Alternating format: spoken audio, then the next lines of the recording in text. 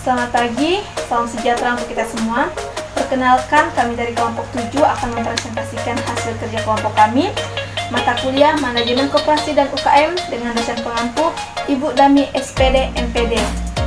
Baiklah, untuk materi kami yaitu mengenai suksesi bisnis koperasi dan bisnis usaha keluarga. Nah, selanjutnya saya akan memperkenalkan terlebih dahulu anggota kelompok saya, di mana yang pertama yaitu saya sendiri, Stefania Eci dengan NIM 19104169975. Yang kedua yaitu teman saya Hengki Handoko dengan NIM 19104169985.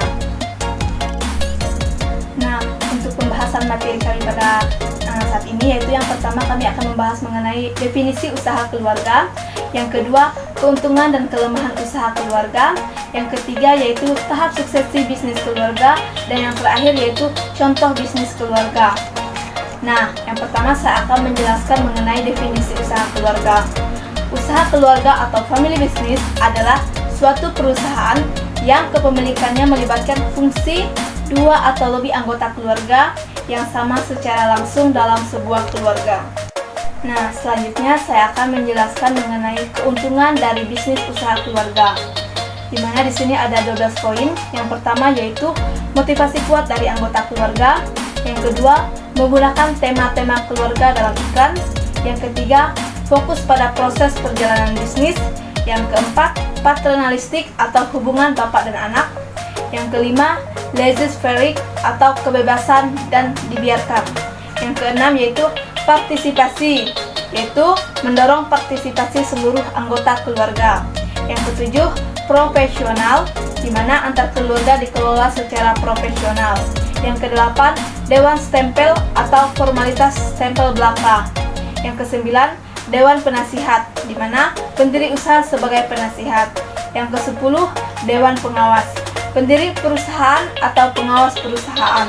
Yang ke-11, perayahan, di mana pihak ayah penentu keputusan tertinggi. Yang terakhir yaitu konflik, pola manajemen konflik sebagai media pengelolaan. Nah, selanjutnya saya akan menjelaskan kelemahan, di mana ada keuntungan pasti ada kelemahan. Baiklah, selanjutnya saya akan menjelaskan mengenai kelemahan-kelemahan yang mungkin terjadi dalam bisnis keluarga, di mana kelemahan-kelemahan tersebut antara lain yang pertama adalah ketergantungan terhadap keluarga. Ketika kita membangun bisnis bersama keluarga, kita itu akan memiliki ketergantungan terhadap anggota keluarga kita. Kita tidak bisa mandiri. Yang kedua yaitu muncul again cause sebab dari altruism, di mana salah satu potensi konflik adalah adanya nepotisme dalam penunjukan manajer.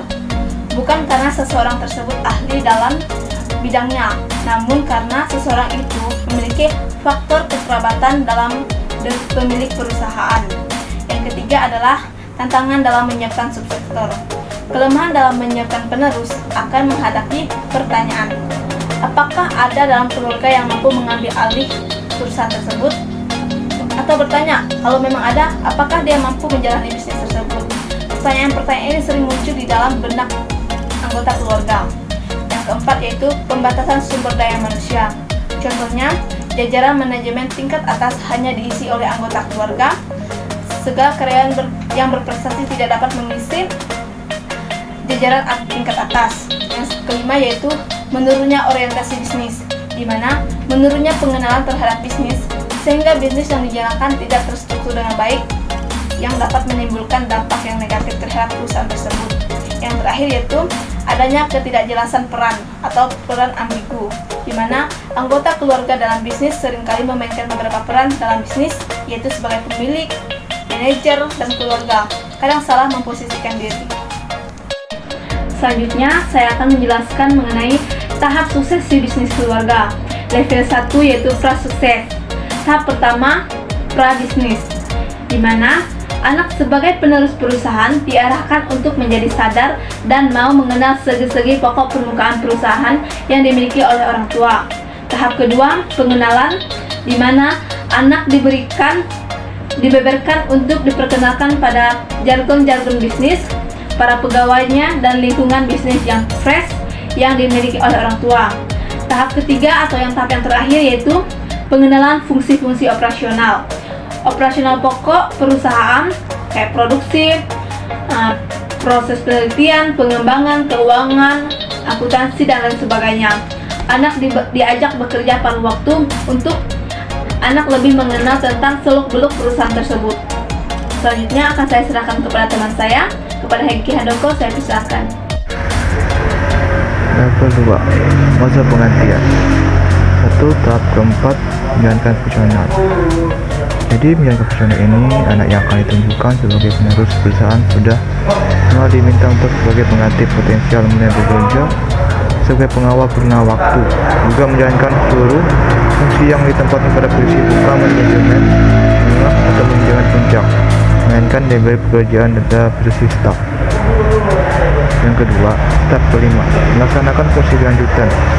Jadi melaksanakan fungsi lanjutan ini anak diminta untuk sebagai pengganti potensial kehidupan posisi dipimpin termasuk posisi utama manajemen, presiden, direktur perusahaan.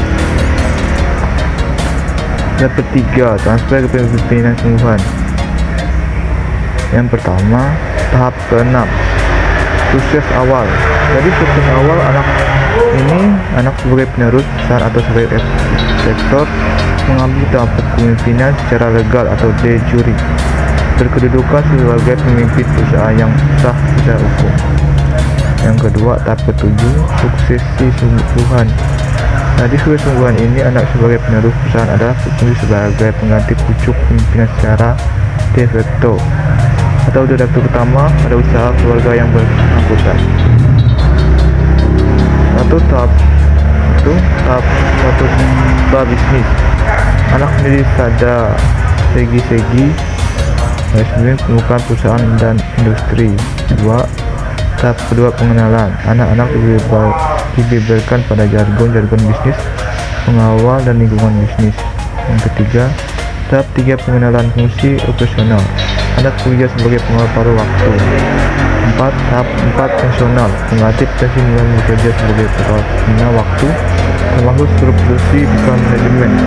5. Tahap 5, fungsi lanjutan. Pengganti potensi mengawal posisi pimpinan termasuk seluruh posisi utama manajemen, misal presiden, direktur. Contoh bisnis keluarga. Konsumen Amerika memiliki Harley Davidson, Nike, Marlboro, Coca-Cola.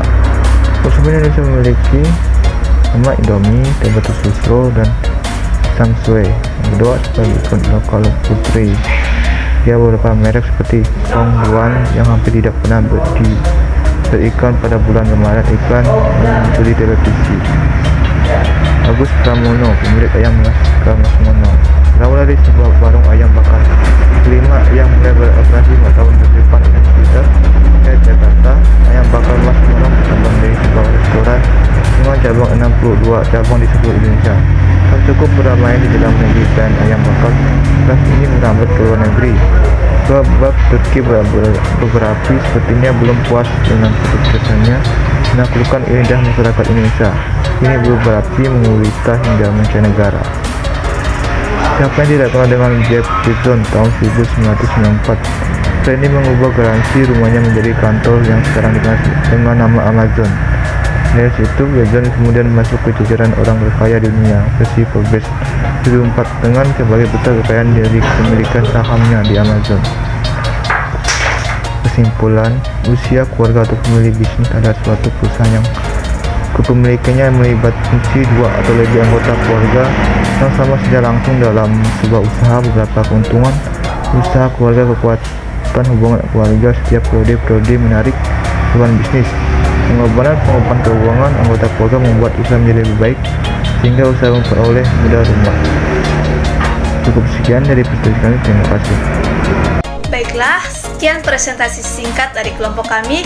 Kurang dan lebihnya kami mohon maaf jika ada kekurangan dalam presentasi.